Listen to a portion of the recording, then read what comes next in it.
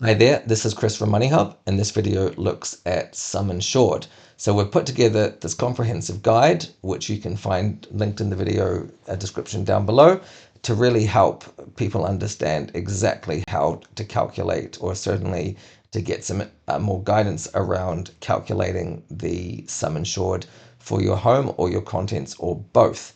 So we've put this together because we believe that some New Zealanders may be overinsured, which means they've calculated things too generously, or conversely, they could be underinsured, which is, they've said their sum insured is $400,000 for their home, but actually to rebuild it would cost, say, $650,000. So let's go through and just get a general understanding. So home versus content sum insured.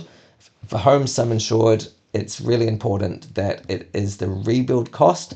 It's not the market value. So if you go to a website like homes.co.nz or Property Value or something like that, and you type in your address and you see it's worth $1 million, that's fine, but that will include the land value, and insurers don't insure for land or cover land. So it's going to be strictly your rebuild cost, which is what matters. And of course, that's going to be driven by the square meterage and a few other factors, which we'll shortly demonstrate. And then for the contents insurance, that is not just things like TVs and sofas and things like that. That's pretty much everything in your house which is not fixed, or actually it is everything. It's not fixed to the wall. So if you tipped it over upside down, everything that falls down, that will be your content. So that's clothes, that's gardening materials, or sorry, gardening tools, it's TVs, it's computers, it's everything, it's phones. So we have another tool here to use to try and get an understanding of what they should be. So let's just go straight into the home.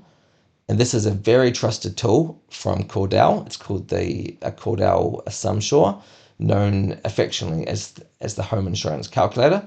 And if I just type in an address here, it's going to, if I choose this one and I push agree to the terms and services, it's not going to collect any of your personal data. Then what you can do is then go through and check all the information, and it's going to give you a rebuild. So if this is your property, then you can say, what the original year was, and you can see it there. And then you can change these things as you need to, flat, gentle, contemporary, what's the sort of style of it. And then at the slope of the land, it's a single story, but you can actually make that 2 stories if you want to. We'll put it back to 1. And then what's the standard of construction? You've got standard, you've got quality, and you've got prestige. We'll keep it on standard. And then you can go through all the walls and the roof material, and then the square meterage. So here it's coming out at 219. So we'll just change that to 250 to be sort of granular. And then you can say the garage space, but the number of bedrooms, we can put that at 4. The number of bathrooms, a separate loos, and then kitchens, and then balconies, things like that. And then other features, solar power, sheds. So all the things which will flow into your rebuild cost, spa, tennis courts, all that stuff, fencing, and then driveways, and then everything like that. It is quite a comprehensive list. Let's just go through estimated your cost to rebuild, and then it's going to calculate it. Right, so it's giving you $600,000 for rebuild, and then professional fees, which is going to be things like your architects and your permits and everything like that. And then it's going to have demolition costs, because that would also have to be paid for, should your property be, unlivable or burnt down or flooded or anything like that. And then you have to add in GST, of course, to that. So roughly, they're saying it's going to be 827, but in 12 months, because of inflation, it's going to be 846. And then because of inflation, then beyond that, it's going to be 856. This is why it's always good to a relook at sum insured when you're renewing your insurance, because the costs, of course, do keep on increasing along with insurance. So that is basically the summary. Now you can download this, which I suggest doing, and you get a nice report there with all your data, which looks very professional, and it's all free, which is nice.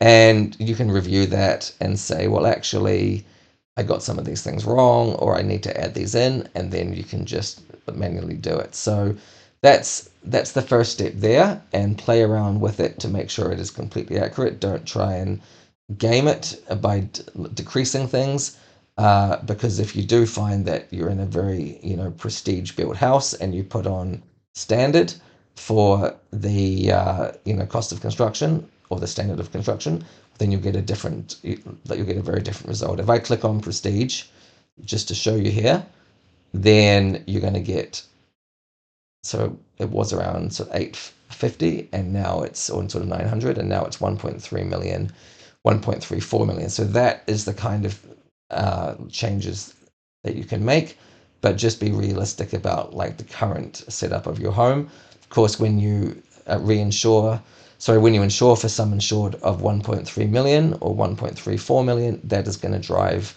your insurance cost per year as well. Now, let's go and look at the contents side of things. So this is just for home. And if you do have a home and contents policy, then it's really important to get an understanding that you'll need to include the contents as well. So let's go and use this secondary tool. And this is from Suncorp. So they've decided to share this with New Zealanders, which is great. And it just gives you a rough estimate. Well, I'm not going to say it's a rough estimate. It gives you like an estimate which is useful for your needs. Let's just type in the let's just type in a property, and and you have to push agree. That's all good, and then that will come up with a standard valuation, and this is based on the property type. So you can change all these things to perhaps like semi-detached or a terraced house. You can change the number of bedrooms. You can put the number of occupants differently. So one adult, one female, less children, and one teenage male, one teenage female. Save changes there. You can go, so the standard of your contents, you can just like really assess that. Is it high-end stuff? Is it just average? I'm not going to name retailers, but for example, is it say Harvey Norman versus, I don't know, Beau Concept or something like that? Shops that I don't shop at, but that's the kind of thing. So if it was perhaps like high-end luxury furnishing, then you would put on the prestige. But of course, that does get subjective because some stuff will be high-end perhaps and some stuff won't be. So it really just comes down to making a determination. Of course, you can change all these things later. It's just to give you a guidance. And then the quantity of the contents. Do you have a cluttered house, a sort of an average contents, or minimal, sort of minimalist? And this sort of guides you through it here. If you can have a read of that as well. So, and then other rooms, you can change the number of rooms. And then if I just push recalculate, if you have, actually before I do that, if you have any special items, you can list those. So anything super valuable, and then you can recalculate that there, and it's going to give you $92,000, which sounds like quite a lot, but of course it includes all your clothes, it includes everything else. So let's just go through and download this report, and what you can do is have a look at seeing exactly what it's giving you estimates for. So categories for appliances, small, and remember this is the replacement cost. This is not the current valuation. So if you sold everything on TradeMe, it would be a lot less than what this quote is, because this is asking, well, this is assuming that your sum insured is going to be what you replace it at for new. So whilst it's got, it's got all sorts of things here, clothing for children, food and drinks. So if you lost your stored food, your furniture, like games and hobbies stuff. It's got jewelries, kitchenware, toys, all sorts of things. So just be very conscious, and of course this includes GST. Just be very conscious of making sure that this is correct, or at least sort of quite accurate, because this is going to drive what you pay for your insurance. And should disaster strike, then it's going to be very useful to have something that's accurate. So if I just carry on here, and as I said, calculating, we've gone through the two tools here. And then, so you don't need to watch these videos again. And then we've also got a template, which is a Google Sheet, should you just want to manually go through and basically sort of get an understanding of how that works. For some reason, I just need to get, into that.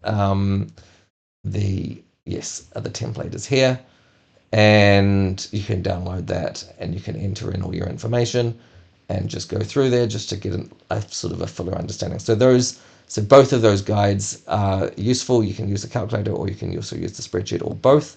And it's just to get an understanding of exactly what you could be needing to insure for. Now, if we just go through some case studies, we've gone for home insurance here, and there's a rebuild valuation, or sum insured of $500,000, and then afterwards, like a year or two later, they make some extensions and they put on some solar panels, and then they have to increase their sum insured to $650. That's because of more floor area, and it's got modern construction and quality, and also you've got the solar panels. And then for home and contents, when someone upgrades their kitchen and a whole bunch of cabinets and their appliances, they've increased their contents, and that's just because of all the things that they've bought to go with the kitchen. So that's kind of like an understanding of just why these things need to be looked at, or some examples. And then we've looked at someone with contents insurance who buys like a home theater collection system, and then some vinyl records, and then an Apple Vision Pro. Sounds like quite a shopping list, but that means that the value of the contents has gone up. So if there was a burglar or anything like that, then they'd need to be properly insured. So with that, finally, we've got some frequently asked questions. Nothing too crazy there, like just going through the tools that we use, and what are some of the limitations. And then what happens if my sum insured is too low? It basically just means you won't get the payout which you need to make right the loss that you've suffered. And so that just means that you'll be out of pocket, or you may have to go without. It's incredibly difficult for a rebuild of a property, because it would have to be smaller or less quality to fit within the budget of the sum insured payout. For contents, it just means less contents or lower quality contents. And then, how does contents insurance handle high value items? Well, the answer there is you may have to specify them. So we've got a separate guide to contents insurance for you to look at to get an understanding there. And then mistakes to avoid when calculating sum insured: just make sure you're accurate, regularly look at it, and just go into extensive detail to make sure that you've got completion there, because you don't want to find out you've missed things or have kind of brushed over things, and then there's an issue later on, and you're underinsured, or you assume things cost a lot more than they do to replace, and so you're overinsured for that sense. So some things have come down in price, and you may think that it would cost $1,500 to replace something that's now worth $500 if you replace it new, or buy it new. So that's some savings there as well. And then, does inflation affect my sum insured? The answer is yes, as we've seen from the Cordell sum insured calculator. So you do need to be aware of that when you are renewing or getting insurance out for the long term. Just keep a note of that. Right. Thank you very much for watching. If you do have any questions, let us know in the comments section down below. We're highly responsive to any questions, and we want to make sure our guides become as comprehensive as they possibly can be. And so we respond well to when people ask us things. Thanks very much, and best of luck with your home and contents sum insured.